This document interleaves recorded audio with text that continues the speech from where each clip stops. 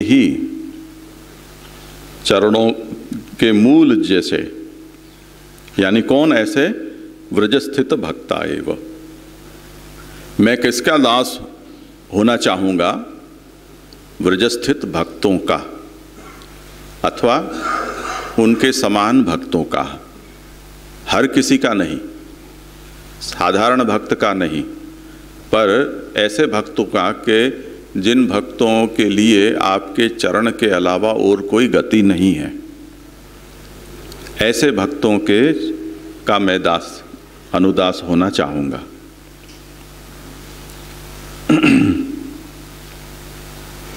तेंग्री मूलम प्राप्ता इति तेषा उक्ते है।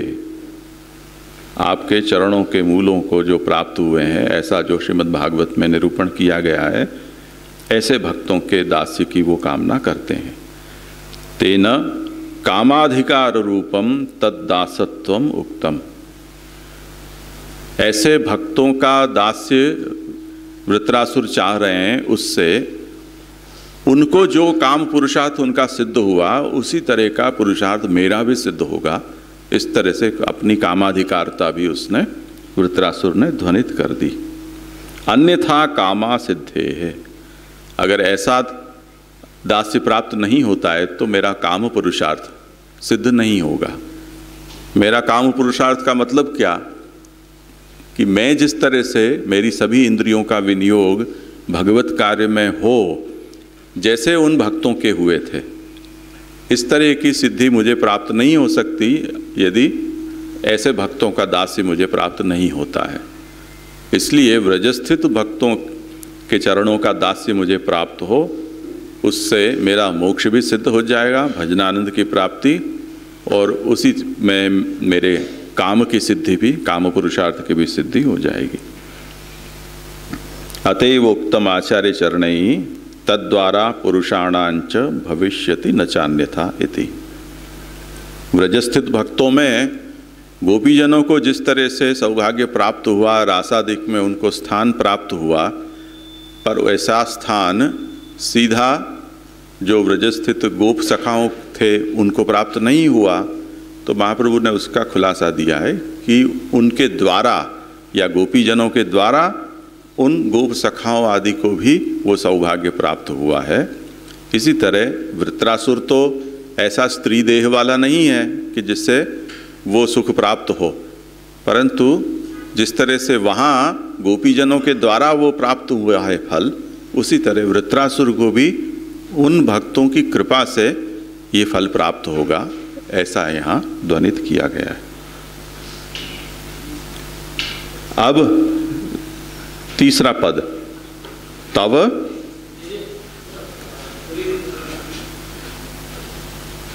शो कयो? हाँ, अतएव उत्तम आचार्य चरणैः, यानी आगे ये समझाया गया कि पादैक मूल दास, ये शब्द में काम पुरुषार्थ में योग्यता वृत्रासुर अपनी समझा रहे हैं। अब प्रभु के चरण कमल ही जिनके आश्रय हैं, ऐसे कौन भक्त हैं जिनका अनुदास वृत्रासुर बनना चाह रहा है? वो व्रजस्थित भक्त हैं। तो व्रजस्थित भक्तों के अनुदास बनने की कामना यहाँ वृत्रासुर प्रकट कर रहे हैं। क्यों कर रहे हैं? कि जिस तरह से भगवान ने उनके काम की पूर्ति की थी, अलौकिक काम की, उसी तरह उनके दासत्व से मेरे भी वही काम पुरुषार्थ की पूर्ति भगवान करें। अब वहाँ स्त्री गोपीजन दृष्टांत हैं। वृत्रासुर तो देह पुरुष है उसका, तो उसके लिए ये बात लागू कैसे होगी? तो उसमें प्रभु चरण समाधान देते हैं कि जैसे अवतार काल में जो पुरुष भक्त थे, गोप सखा थे, उनको उनकी पत्नियों के द्वारा फल सिद्धि हुई थी, गोपीजनों के द्वारा, उसी तरह इन स्त्री गोपीजनों के द्वारा वृत्रासुर को भी वही फल की प्राप्ति होगी। ऐसे आया ना समझ में?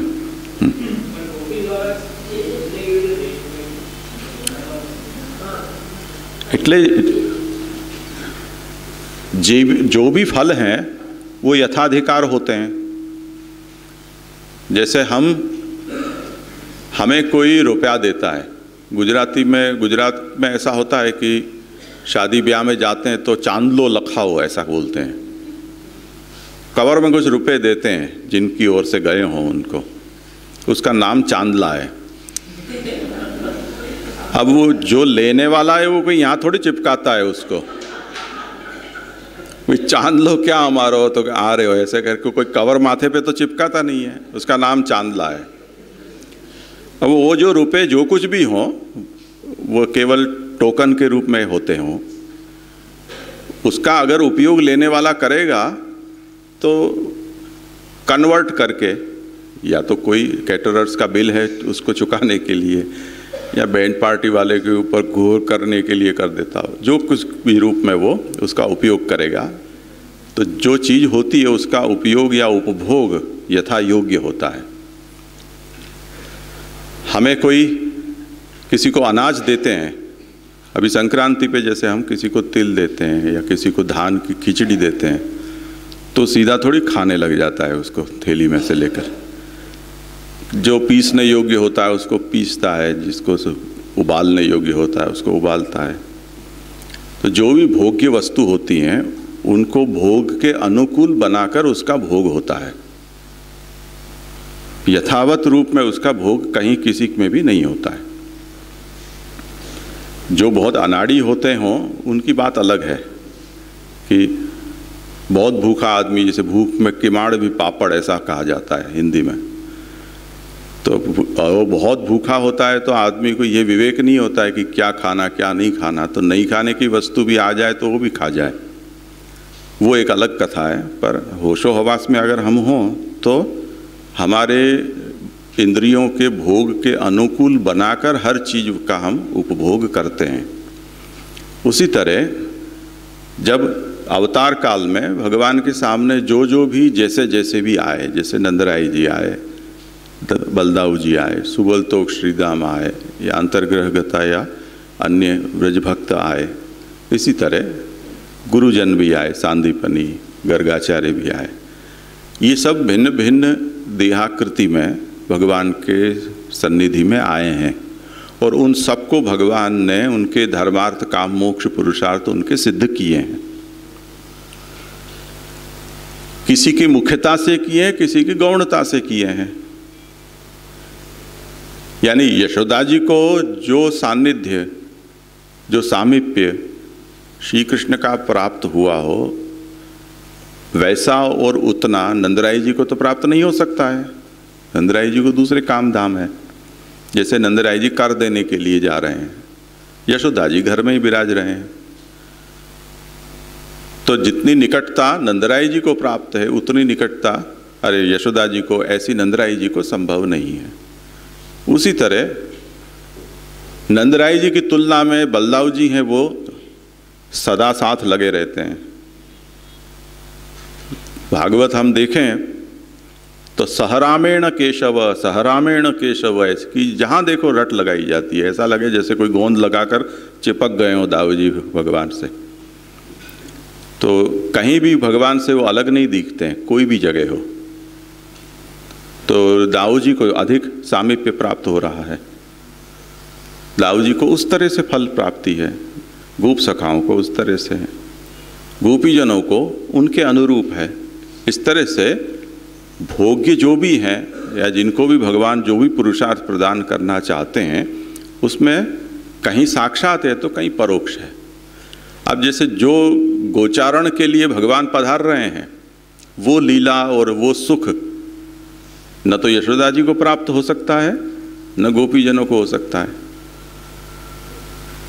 जो गायों को सुख प्राप्त हो सकता है वो बछड़ों को या गोप सखाओं को नहीं हो सकता है। जैसे वर्णन आता है कि ठाकुर जी गाय की पूंछ पकड़कर और गाय दौड़ रही है और उसके पीछे घसीटते हुए व्रजरज में जा रहे हैं। अब ये सुख तो किसे मिल सकता है? वो उस गाय को ही मिल सकता है। तो तात्पर्य ये है कि सब लोग ये चाह रहे हैं कि हम कुछ भगवान के काम में आए, भगवान हमारा कुछ उपयोग करें।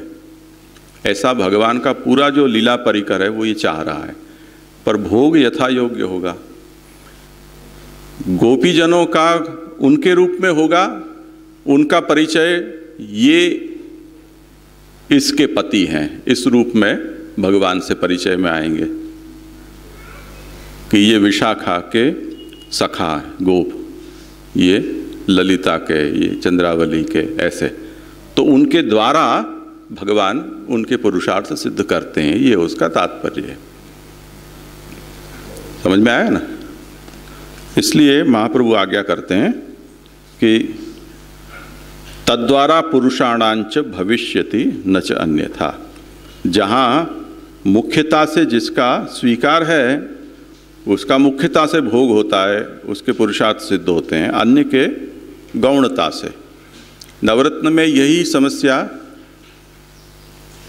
चिंता के रूप में बतलाई गई है कि मैंने तो प्रभु को आत्मनिवेदन कर दिया और मेरे संबंध से मेरे परिजनों का भी निवेदन हो गया।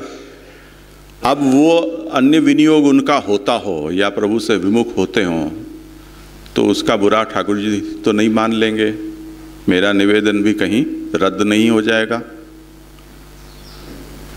ऐसी चिंता वहाँ की गई है। वहाँ समाधान क्या किया गया है?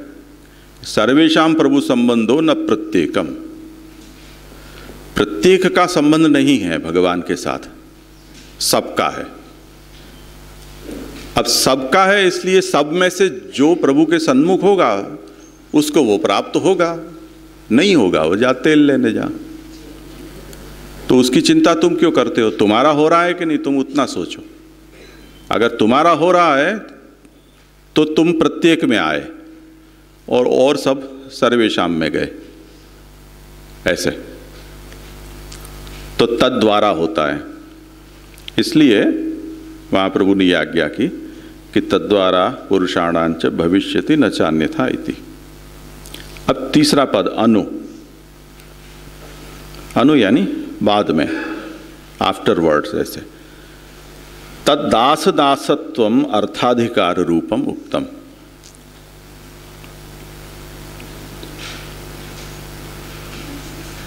तव पादैक मूल दास, अनुदास, यानी आपके चरण कमल में ही निष्ठा वाले भक्ताग्रणी गोपीजन जैसे ऐसे जो दास हैं उनका मैं अनु, उनके पीछे पीछे चलने वाला। अब वो पीछे पीछे चलने वाले से क्या तात्पर्य है? तो वो समझाते हैं कि तद्दास दासत्वम, उनके दास का दास, इससे अर्थाधिकार रूपत्वम उक्तम, यानी भगवान जैसे उनके सभी अर्थ पुरुषार्थ उन्होंने सिद्ध किए भगवान ने, उसी तरह उनके पीछे पीछे जो चलने वाले हैं ऐसे मेरे जैसे के भी सभी अर्थाधिकार रूपता सिद्ध हो जाती है, ये तात्पर्य है। यानी आप किसी विशिष्ट व्यक्ति के साथ हैं, उसके रसाले में हैं, तब आपकी रुकने की, खाने की, स्नान करने की, आने जाने की व्यवस्था के बारे में आपको अलग से सोचना नहीं है, ये तात्पर्य है। आपके वो सभी अर्थ पुरुषार्थ हैं, वो यानी सब साधन संपत्ति जो वहाँ आने वाली है वो आपको प्राप्त है ही, ऐसे। धर्म तो दास में आएगा, ये अर्थाधिकार हुआ। जैसे अपने यहाँ पद में आता है, पर्यो रहो नित्य जूठन खाऊं। अब पड़ा रहूंगा मैं, कुछ काम धाम तो है नहीं, आपके चरणों को नहीं छोड़ूंगा। खाना पीना तो मिलेगा ही, पर महाप्रसाद तो कभी कम होता ही नहीं है। इसमें अर्थाधिकार कैसे सिद्ध होगा ये समझ में नहीं आ रहा है। काम और मोक्ष का तो थोड़ा सा बैठा दिमाग में, हाँ, अर्थाधिकार कैसे स्फुट हो रहा है यहाँ से? अर्थो हरिरेव ही, वो आगे जाकर कहा जाएगा। न नाक पृष्ठम न च पारमेष्ठ्यम न सार्वभौम न रसाधिपत्यम न योग सिद्धि पुनर्भवम वा, ये आगे भी कह दिया। अब उनको और तो कुछ चाहिए नहीं है, भगवान ही उनके काम पुरुषार्थ हैं, भगवान ही उनका अर्थ है। अब जिनका वो दासत्व चाह रहे हैं, जिनके अनुदास बनना चाहते हैं, जिनको सब कुछ प्राप्त है, उनके साथ जो रहेगा या उनके पीछे पीछे रहेगा, उसे अब क्या प्राप्त होना बाकी रह जाएगा?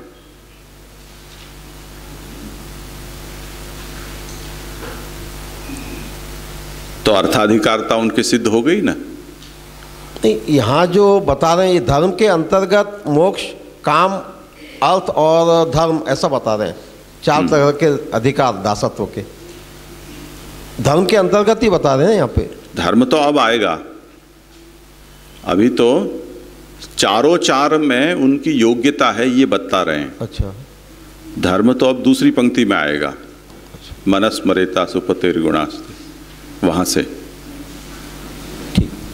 तो चारों में किस तरह से है वो, इस तब पादैक मूल दासानुदासो, इसमें प्रयुक्त जो 4 पद हैं उससे उनकी ये अधिकारिता आप प्रकट कर रहे हैं। तो ये कहते हैं कि अनुपदेन तद्दास दासत्वम अर्थाधिकार रूपम उक्तम, उनके दास के भी दास, ये उनका अर्थाधिकार है,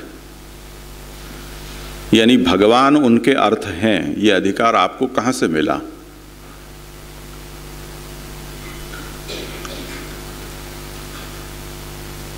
आप तो अनुदास हैं, किसी के पीछे चल रहे हो, तो भगवान आपको अर्थतया कैसे प्राप्त हुए? तो वो ऐसे हुए कि जिनको भगवान साक्षात अर्थ रूप में प्राप्त हुए हैं, उनके पीछे मैं चल रहा हूं, तो मेरा भी वो अधिकार या मुझे भी वो सौभाग्य प्राप्त होना अर्थात सिद्ध है। जिसके लिए मैंने ये दृष्टांत दिया कि आप किसी विशिष्ट व्यक्ति के साथ जाएं तो उसे प्राप्त जो सब सुविधाएं वो आपको अनायास प्राप्त हो जाती हैं। ऐसे जैसे भगवान के साथ सखा, गोप सखा गोचारण में गए और भूख लगी उनको, तो उन्होंने भगवान से पूछा मुझे भूख लगी है क्या करें? तो भगवान ने बताया कि आपको वहाँ से यज्ञ हो रहा है, वहाँ से मेरा नाम देना तो हो जाएगा काम। अब वो जो चीज वस्तुएं हैं जिनकी मालिकी की थी उनको मांगा, तब तो उन्होंने मना किया।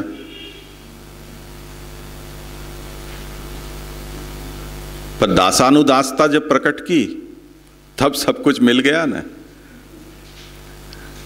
तो यज्ञ की सामग्री यज्ञ पत्नियां लेकर आई और प्रभु को भी अरोगाया और प्रभु के साथ वालों को भी मिल गया। तो अर्थ सिद्ध हो गया कि नहीं उनका?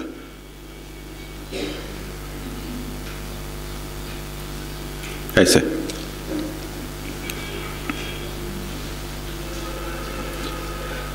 ततः तव दासत्वम धर्माधिकार रूपम उक्तम। दासानुदासो, एमा अंत में जो दास है, अनुदास में जो दास, वो धर्म में अधिकार रूप कहा। दास का दास, चलो ठीक है, दास के दास बन गए, पर अब करोगे क्या? कुछ धर्म आप करोगे, कोई कर्तव्य का निर्वाह करोगे? तो जैसे दास करेगा तो दास का दास भी कुछ तो करेगा ही ना। तो स्वामी की सुख सुविधाओं की हम देखरेख करते हैं दासत्व से। अब ऐसा कोई दास हमने भी पाल रखा हो और हम जब स्वामी की सेवा कर रहे होंगे तब वो दास कहीं बैठा रहेगा ऐसे ही कुर्सी टेबल पे पांव लगाकर? वो भी तो कुछ करेगा ही। तो वो दास है, वो दासत्व धर्माधिकार रूप हुआ। कौन सा धर्म? सेवकत्व जो है, वो जो आगे जिसकी कामना की जा रही है, कि मैं स्मरण करूं, मेरी वाणी आपका कीर्तन करें, मेरी काया आपकी सेवा करे। इस तरह से वृत्रासुर ने तव पादैक मूल दासानुदासः, इन पदों से ये समझाया या ये ध्वनित किया उसने कि मैं आगे जिसकी याचना करना चाहता हूँ वो चारों तरह के पुरुषार्थ की योग्यता मेरे भीतर है, और उस योग्यता को देखकर भगवान मुझे इस तरह से फलदान करेंगे। वो मांग भी नहीं रहे हैं, वो केवल स्टेटमेंट ही दे रहे हैं कि ऐसा होने वाला है। भवितास्मि भूयः, बार बार मैं ऐसा होऊंगा, फिर से होऊंगा, इस जन्म में होऊंगा, दोबारा भी इसी तरह से मुझे सौभाग्य मिलेगा, ऐसा विश्वास के साथ वो जता रहे हैं।